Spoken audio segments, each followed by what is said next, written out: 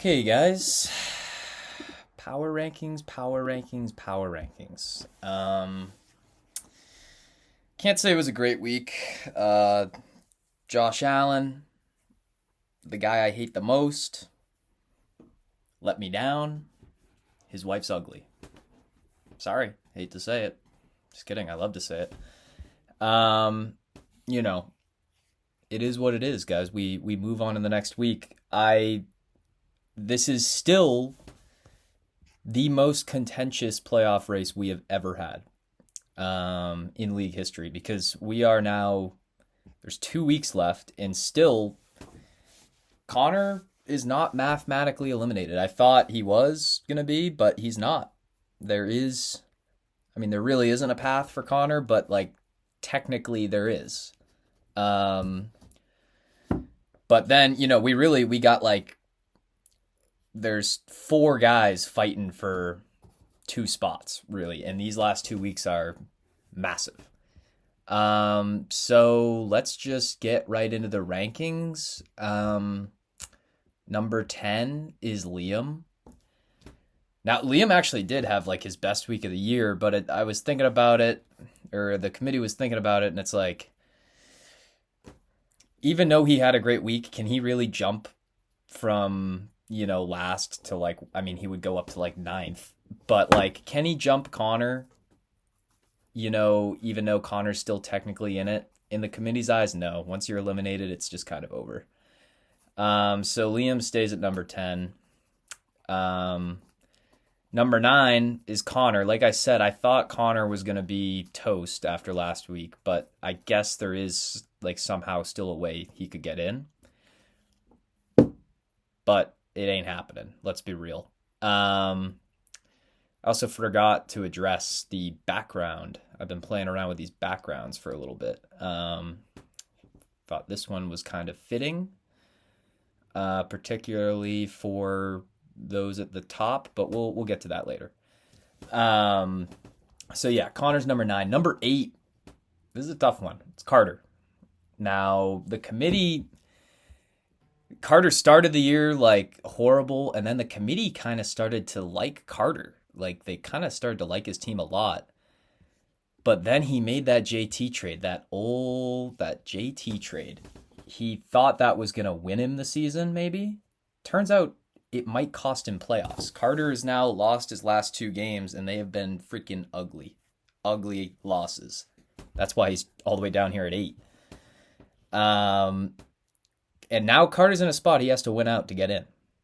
Like, he was not expecting that, a couple weeks ago. But that's kind of the current reality. He needs to win out. So, yeah, Carter's 8. Number 7 is Jake. Yikes. Jake's fallen off the map.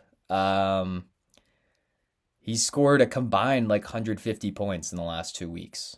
That's a disgrace, to be honest. Jake kind of similar to Carter. Jake had a solid squad, and then he made that damn Saquon trade. Saquon's just killing people all year. Thank God I got rid of him. But it's like, Saquon is like a flex. That's what's like, it's crazy to say, but it's true. And it's like, with that being the reality, I don't know for Jake. I don't know. Jake is, he just really needs to win one game, one of his next 2 to get in. But I don't know if that's a guarantee. I really don't. So, we'll see with Jake. Number 6 is Cole. Now this one, Cole's won 3 in a row. In the 2 weeks before this, he did look solid. Now, did he just win a game where he scored like 80 points? Yeah. So, in my opinion, he should probably fall out of the top 6 just off that. But Jake has been so bad, and same with Carter the last 2 weeks. Kind of have to put Cole at 6, even though an 80-point win, if it was me personally, if I won a game where I scored 80 points, I would turn that win in. I would forfeit that game. Because to me, that's I don't even want my name associated with that. 80 points. God, couldn't imagine that. But yeah, Cole, similar spot. Cole has to win out. Cole's not winning any tiebreakers. So he literally has to win out. And then not even totally sure if he wins out, it's guaranteed. Or well, no, yeah. If Cole wins out, he's in. He plays me this week, so he's not winning out. But in theory, he could be in if he wins out. So Cole's number 6. Number 5, out of the top 5, it's Dan. Now, Dan, he was sad, he was upset, he was depressed Sunday night. And I don't blame him. When you go up against Liam, especially at this point in the year, you kind of like, in your head, you chalk that in as like, okay, here's a win. And Liam put up like 150. I mean, that's just brutal. But Dan doesn't fall. I think he stays. He falls one spot because he lost. But Dan put up like 117 points. I mean, he had a good week. So I mean, no fault to Dan. Dan, I would predict Dan to make playoffs, but honestly, for some reason, looking at the app, the app seems to think that. Oh wait, no, that's not percentage. I was looking at how many moves they've made, not playoff percentage. Yeah, so the app thinks Dan's in, although it says 57%. It's like he's right there with like Cole and Carter. But I mean, Dan, similar to most people who I've just listed, he's just got to win out. Dan controls his own destiny. Like Cole doesn't, Carter kind of doesn't. But Jake and Dan control their own destiny. But yeah, I mean, it's just tough. It's tough for Dan. He should have won this week. He just kind of got screwed by Liam. I mean, he'd lost 7 in a row. He was bound to just beat somebody at some point. But, it is what it is. Number 4 is Ben. Now, was the committee sleeping on Ben a little bit last week? I would argue no, right? I would argue no, because coming into this week, Evans was like literally in the same spot that like Jake is in right now. Like the weeks before, it was so ugly that it was like, holy shit. Even though he's gotten a few wins, it was looking real bad. Now, Evans had a good week. He put up what did he put up? 127. So yeah, great week for that's definitely like his best week in a while. Yeah, I mean Evans. I think if you win 7 games like Evans has, you're pretty much guaranteed to be in. The cutoff is going to be like tiebreakers at 6 games probably. I mean, I think there is a scenario where a 7-win team misses playoffs, but I think it's relatively safe to assume if you win 7 games, you will be in. Really, yeah, we'll say that. So I think Evans is in, right? He is going to get another loss because me and him play next week, and so he's not winning that game. But he doesn't need to win out. But I think Evans needed this week to get the confidence back, I mean, his team was really shit in the bed, and the timing of like the JT trade and stuff, it was looking bad for Evans for a little bit there, but I think he's back on track now going into playoffs. So Evans is number 4. Number 3 is me. Now a lot of people think that I, am falling off, or because I think this is like my lowest ranking in a while, and I no longer have control over the bye, either of the bye week spots. And so people probably think like we're nervous or like we're starting to fall off. We're not. And I'll tell you why. I've done the math. I've outscored everybody in the last 5 weeks. I'm averaging 120 points in losses. Like in the last 5 weeks, I'm averaging 120 points, and I'm 1-4. Nothing I can do. All I can do as the manager is put the best team out there, which I've done.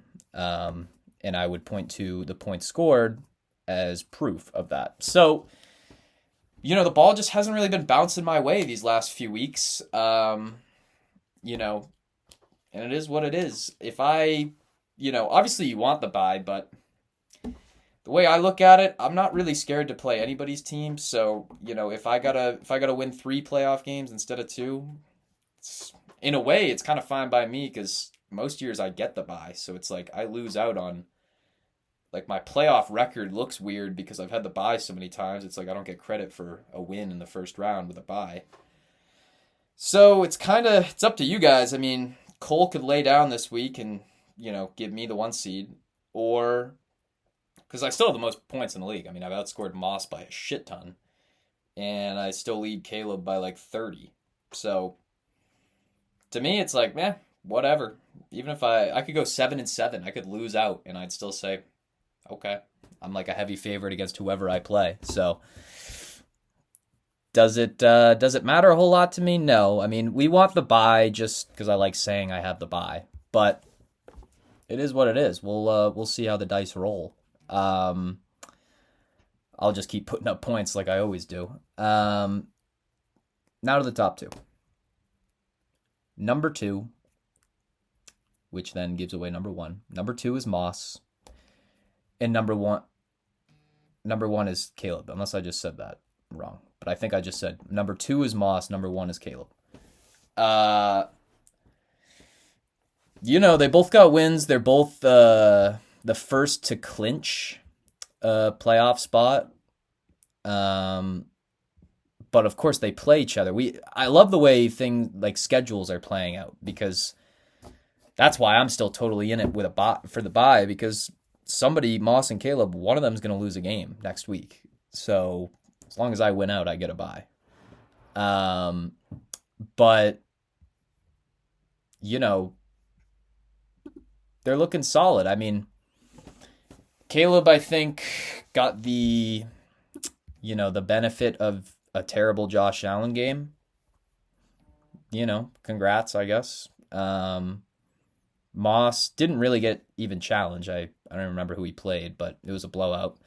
So, I think the committee is right to put them 1 and 2 above me. But, I think things will kind of iron themselves out, and I'll be right back where I'm supposed to be, probably by next week, but maybe by the end of in 2 weeks. We'll see. But yeah, so those are rankings, guys. Let's matchup of the week. This is like an electric week of matchups. And what's great is Liam and Connor play each other. And so it's like we can kind of like take the two, even though Connor's technically not eliminated, but like he is. And so we can kind of take those two and throw them out. And it's all teams that need, that have serious playoff implications left. They're all playing each other. So this week's matchup of the week, there's so many good ones. But I think the committee kind of came down on was Ben Evans and Carter Kizik. Why, you might ask? Well, because Carter is literally playing for his life. If he loses this game, he's eliminated. So it's literally back against the wall for Carter. Evans, I mean, he clinches if he wins this game. So, there's that. Now, I guess you could argue the same thing with me and Cole, because if Cole loses, he's done. He's not winning any tiebreakers. But I think it's Evans and Carter as matchup of the week. So those are your rankings, guys. Now, because we are closing in on playoffs, I will say there may be another video this week. There may be. I don't know. I can't confirm that, but rumors are swirling that a playoff projections show might be out in the near future. We'll see about that. But yeah, so those are rankings, guys. Yeah, I guess that's about all I have to say outside of, regardless of record, I have the best team in the league. I'm on pace to score the most points ever in a season. So there's that. But all right, bye guys.